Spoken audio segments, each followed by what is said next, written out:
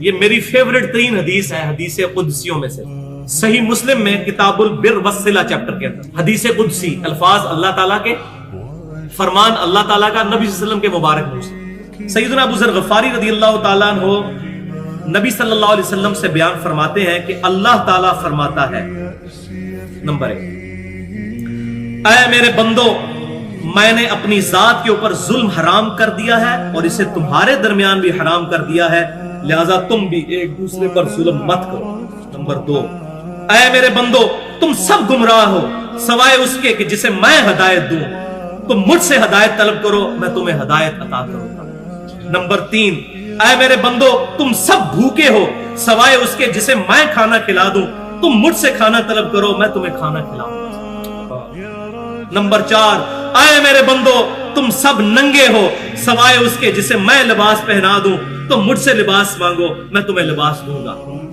Number 5، اے میرے بندو، تم رات دن خطا کرتے رہو اور میں ہی تمہارے گناہوں کو بخشوں گا، تم مجھ سے مغفرت طلب کرو، میں تمہاری مغفرت کروں گا۔ نمبر 6، اے میرے بندو، تم میرے نقصان تک نہیں پہنچ سکتے، تم مجھے کوئی نقصان نہیں پہنچا سکتے، نہ تم مجھے کوئی نفع دے سکتے ہو اور نہ میرے نفع تک پہنچ سکتے ہو۔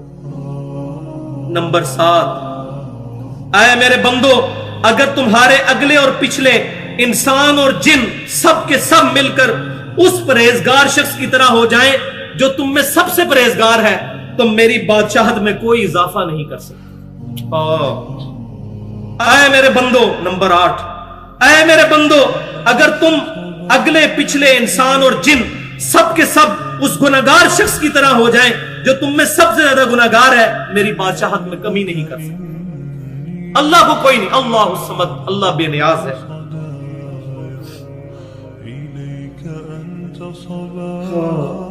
نمبر 9، اے میرے بندو، اگر تمہارے اگلے اور پچھلے انسان جنات سب کے سب مل کر ایک میدان میں اکٹھے ہو جائیں اور مجھ سے سوال کریں تو ان میں سے ہر ایک کو اس کی خواہش کے مطابق عطا کروں گا، میرے خزانے میں اتنی کمی بھی نہیں آئے گی جتنی ایک سوئی کو سمندر میں داخل کرنے سے۔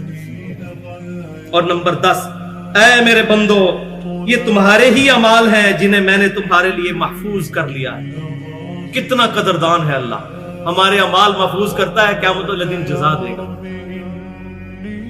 اے میرے بندو، یہ تمہارے ہی اعمال ہیں، دیکھیں کتنا قدر شناس ہے، اور بندے کو کیا کہنا چاہیے؟ اللہ تیرا فضل ہے، اور اللہ تعالیٰ بندے کی تعریف کر رہا ہے۔ اے میرے بندو، یہ تمہارے ہی اعمال ہیں جنہیں میں نے تمہارے لیے محفوظ کیا، اور پھر میں تمہیں ان کا بدلہ عطا کروں گا، لہذا جو شخص بہتری پائے وہ اللہ کی حمد کرے، جو شخص بہتری پائے اللہ کی حمد کرے۔ الحمدللہ رب العالمین، سبحان اللہ و بحمدہ عدد خلقہ ورضا نفسہ وزنت عرشہ ومداد کلماتہ۔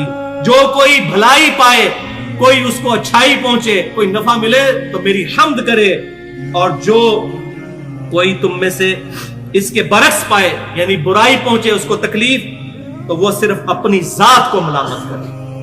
اللہ تعالیٰ اپنے بندوں پر ظلم نہیں کرے، اپنی ذات کو ملامت کرے۔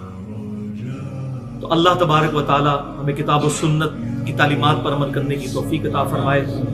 اللہ تبارک و تعالیٰ اپنے نیک اور محبوب بندوں کا قیامت والے دن ہمیں ساتھ نصیب فرمائے۔